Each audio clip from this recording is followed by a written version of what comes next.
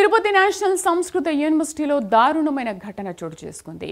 First year విద్యార్థిని assistant professor doctor Lakshman Kumar లైంగికంగా వేధించి లోబర్చుకుని గర్భిణిని చేసిన ఘటన వెలుగులోకి వచ్చింది. దానికి తోడు assistant professor doctor Lakshman Kumar ఆ విద్యార్థినితో ఏకాంతంగా గడిపిన దృశ్యాలను ఫోన్లో చిత్రీకరించిన మరో ప్రొఫెసర్ ఆ దృశ్యాలను చూపించి బెదిరించి విద్యార్థిని లైంగిక వేధింపులకు గురి చేసినట్లుగా తెలుస్తోంది. ఈ ఘటనపై జాతీయ సంస్కృత విశ్వవిద్యాలయం వైస్ ఛాన్సలర్కు విద్యార్థిని ఫిర్యాదు చేయగా కీచక ప్రొఫెసర్ లక్ష్మణ్ కుమార్ను సస్పెండ్ చేస్తూ ఆదేశాలు జారీ చేశారు.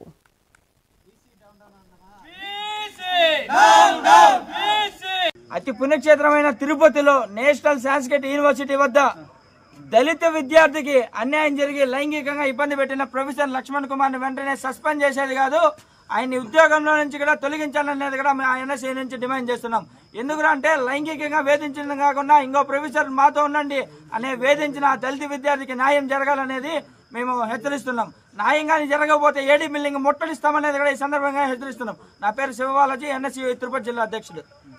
అతి పుణ్యక్షేత్రమైన తిరుపతిలో నేషనల్ సంస్కృత యూనివర్సిటీ వద్ద దళిత విద్యార్థికి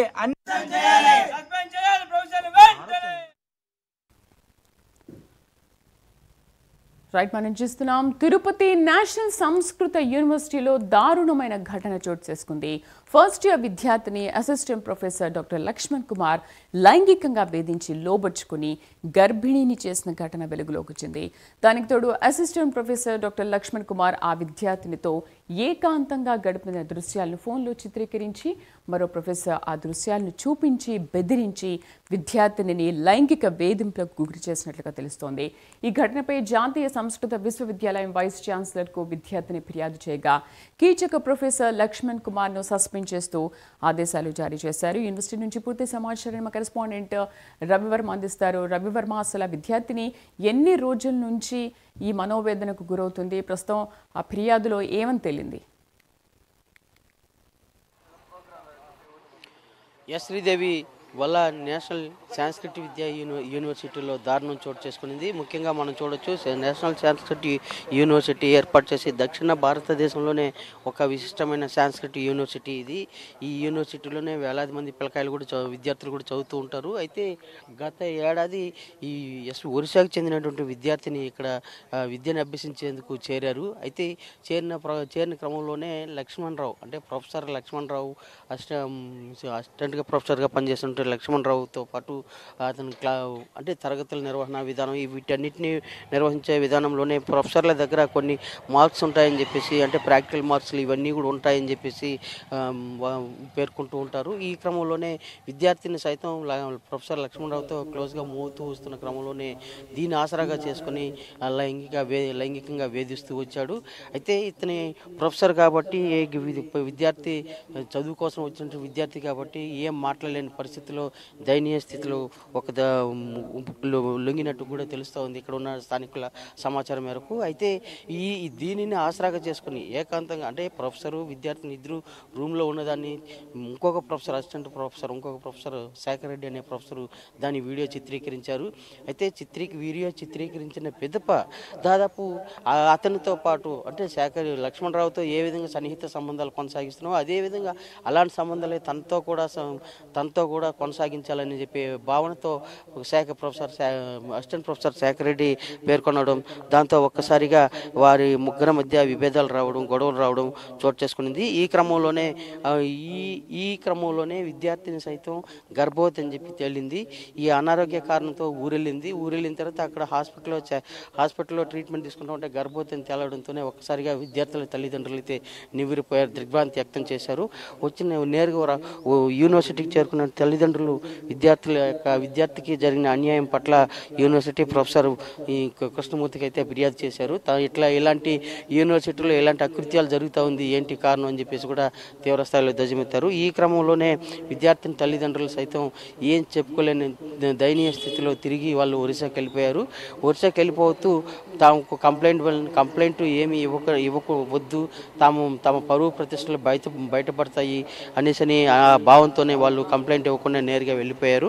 అయితే ఈ ఈ వివాదం ఇది చిలికి గాలివానగా మారుతున్న క్రమంలోనే యూనివర్సిటీలో ఉన్నటువంటి తోటి విద్యార్థులందరూ కూడా ఒక్కసారిగా యూనివర్సిటీ వీసీపై ఒత్తిడి తీసుకొచ్చారు. ఇలాంటి అకృత్యాలు జరుగుతూ ఉంటే వారి మీద యాక్షన్ తీసుకోకుండా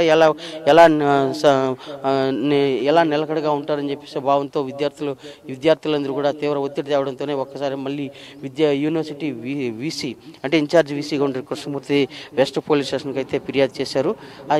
ఈ ఘటన మీద పూర్తి స్థాయి విచారణ జరిపి చర్యలు తీసుకోవాలని చెప్పేసి పోలీసులకైతే ఫిర్యాదు చేశారు. ఆ మేరకు ఇద్దరి దగ్గర ఉన్నటువంటి మొబైల్ను కూడా వాళ్ళు వెస్ట్ పోలీసులు అయితే నిన్న రాత్రి స్వాధీనం చేసుకున్నారు. ఈ విషయం ఒక్కసారిగా వెలుగులోకి రావడంతో విద్యార్థి సంఘాలన్నీ కూడా ఇక్కడ ఆందోళన చేపట్టాయి. అయితే ఇదే క్రమంలోనే విద్యార్థి సంఘాలు యూనివర్సిటీలో జరుగుతున్నటువంటి అకృత్యాల మీద ఎలాంటి చర్యలు చేపట్టకుండా వీసీ మౌనంగా ఉండడం ఏంటి అని చెప్పేసి విద్యార్థి సంఘాలు తీవ్ర ఆందోళన వ్యక్తం చేశాయి. అయితే ఇదే క్రమంలోనే విద్యార్థి సంఘాలు సైతం తమకు విద్యార్థులకు న్యాయం జరగకపోతే, అన్యాయం జరిగినటువంటి విద్యార్థినికి న్యాయం జరగకపోతే తాము పెద్ద ఎత్తున ఆందోళన చేపడతామని కూడా స్పష్టంగా పేర్కొంటున్నాయి. అయితే ఈ క్రమం కొనసాగుతున్న నేపథ్యంలోనే యూనివర్సిటీ వీసీ పోలీసులకు సమాచారం ఇచ్చారు. పోలీసులు ఇవాళ యూనివర్సిటీ లోపలికి వెళ్ళినారు. యూనివర్సిటీలో ఉన్నటువంటి అంటే ఏ గదిలో వీళ్ళు ఏకాంతంగా నిర్వహించారు ఏంటి అనేది మొత్తం దర్యాప్తు చేస్తూ వస్తున్నారు. అలాగే ప్రొఫెసర్లు ఇద్దరిని కూడా లోపల విచారిస్తున్నారు. అదే కాకుండా వాళ్ళ డేటా వాళ్ళ మొబైల్స్ అన్ని కూడా స్వాధీనం చేసుకుని ఈ అసిస్టెంట్ ప్రొఫెసర్గా ఉన్నటువంటి శేఖర్ రెడ్డి ఏ వీడియోస్ తీశారు ఏంటి అనేది కూడా క్షుణ్ణంగా పరిశీలిస్తూ వస్తున్నారు. ఎందుకు ఇలాంటి అకృత్యాలకు పాల్పడ్డారు అనే నెపంతో ప్రొఫెసర్ లక్ష్మణరావును పదే ప్రశ్నిస్తున్నా కూడా ఎలాంటి సమాధానం ఇవ్వడం లేదని చెప్పేసి పోలీసు వర్గాల ద్వారా తెలుస్తూ ఉంది. అయితే దీని మీద మరింత లోతుగా దర్యాప్తులు చేపట్టేందుకు పోలీసులు అయితే సన్నద్ధమవుతున్నారు. అదే దిశలో యూనివర్సిటీ యాజమాన్యం కూడా యూనివర్సిటీ వీసీ కూడా ప్రొఫెసర్లు ఇద్దరిని కూడా సస్పెండ్ చేసినట్టు కూడా తెలుస్తూ ఉంది. అయితే దీని మీద మరింత లోతుగా విచారణ జరిపి తుది నివేదికను వీసీకి సబ్మిట్ చేస్తారని చెప్పి కూడా తెలుస్తూ ఉంది. అయితే ఒక్కసారిగా విద్యార్థులు ఎలాంటి ఫిర్యాదు చేయకపోవడంతో దీని మీద పూర్తి ఫోక్సో చట్టం పెట్టేదానికి అవకాశం లేకుండా ఉంది. బాధితురాలు ఫిర్యాదు చేస్తుంటే కఠినంగా చర్యలు తీసుకునేదానికి అవకాశం ఉంటుంది. కాబట్టి యూనివర్సిటీ వీసీ ఇచ్చిన ఫిర్యాదు మేరకి మేము చర్యలు చేపట్టాలని చెప్పేసి కూడా పోలీసులు అయితే పేర్కొంటున్నారు. చెప్పండి శ్రీదేవి. రవివర్మ, మరి తల్లిదండ్రులు కూడా ఏమీ కంప్లైంట్ ఇవ్వలేదు అంటున్నారు. ఈ నేపథ్యంలో పోక్సో చట్టం కింద కేసు ఏ విధంగా నమోదు చేస్తారు? అసలు కంప్లైంట్ ఇవ్వకపోవడానికి రీజన్ ఏంటి? అండ్ ఇప్పుడు ఆ ఇద్దరు ప్రొఫెసర్స్ని కూడా ఎటువంటి చర్యలు తీసుకొనున్నారు, ఎటువంటి శిక్ష ఖరారు కానుంది? ఎందుకంటే అసలు చదువు చెప్పాల్సిన ప్రొఫెసర్లే విద్యార్థుల పట్ల ఈ విధంగా ప్రవర్తించడం చాలా నేరం కదా.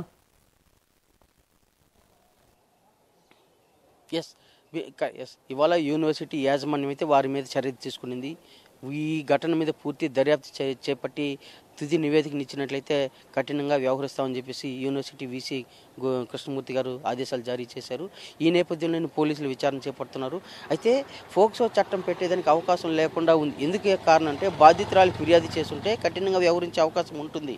బాధితురాలు వీళ్ళు ఒరిస్సా నుంచి వచ్చినారు.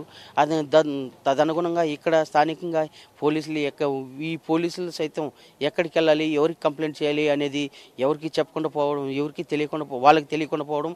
అలాగే యూనివర్సిటీ యాజమాన్యానికి ఫిర్యాదు చేసినా కూడా దాదాపు ఇన్సిడెంట్ జరిగి 15 రోజులు అవుతా ఉన్నా కూడా 15 రోజుల క్రితం ముందు ఇక్కడ తిరుపతికి వచ్చినటువంటి ఒరిస్సా విద్యార్థిని తల్లిదండ్రులు ఇక్కడ జరిగినటువంటి ఘటన మీద యూనివర్సిటీ వీసీకి ఫిర్యాదు చేసినా కూడా యూనివర్సిటీ పరువు పోతుందనే భావంతోనే ఈ యూనివర్సిటీ వీసీ మౌనంగా ఉన్నారే తప్ప ఇలాంటి అకృత్యాలు పాల్పడిన వారి మీద కఠినంగా వ్యవహరించాలనే భావన వ్యక్తం చేయడం లేదు.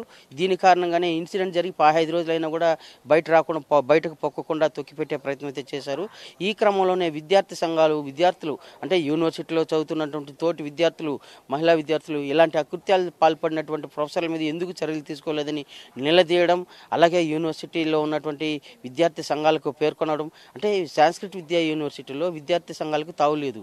అంటే ఓన్లీ సాంస్క్రిట్కి సంబంధించినటువంటి ఈ కళాశాల జాతీయ స్థాయి కళాశాలలో విద్యార్థి సంఘాలు ఏమీ ఏర్పాటు చేయకూడదని చెప్పేసి ఒక నిబంధన అయితే విధించున్నారు. ఆ నిబంధనల మేరకు ఎవరు యూనియన్లు అయితే ఏర్పాటు ఏర్పాటు చేయడం లేదు.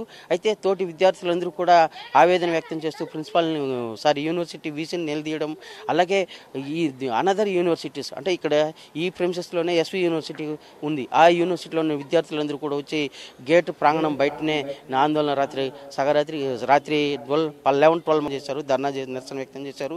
అయితే ఇలాంటి ఇన్సిడెంట్ పట్ల యాజమాన్యం ఎందుకు తొక్కిపెట్టే ప్రయత్నం చేస్తామని చెప్పేసి యూనివర్సిటీ విద్యార్థులు అయితే పదే ప్రశ్నిస్తున్నారు. అయితే ఇన్ఛార్జ్ వీసీగా ఉన్నటువంటి కృష్ణమూర్తి పూర్తి స్థాయిలో హోదా వీసీగా లేని కారణం చేత కొన్ని కఠినమైన చర్యలు తీసుకునే అవకాశం లేదు అని చెప్పేసి కూడా పదే విద్యార్థులకైతే సూచిస్తూ వచ్చారు. అయితే ఈ క్రమంలోనే పోలీసులకి చెప్పండి, పోలీసుల ద్వారా చర్యలు తీసుకునేలా మీరు పురమాయించవచ్చు కదా అని చెప్పి కూడా వ్యక్తం చేశారు. ఆ మేరకే నిన్న రాత్రి పోలీసులకైతే ఇచ్చి ఆదేశాలు జారీ చేశారు. ఆ మేరకు పోలీసులు విచారణ చేపడుతున్నారు. విచారణ అనంతరం పూర్తి నివేదిక వచ్చిన తర్వాత చర్యలు ఉంటాయని చెప్పేసి కూడా వీసీ అయితే స్పష్టం చేస్తున్నారు. Sridevi. Right Ravi Varma, thank you for the updates.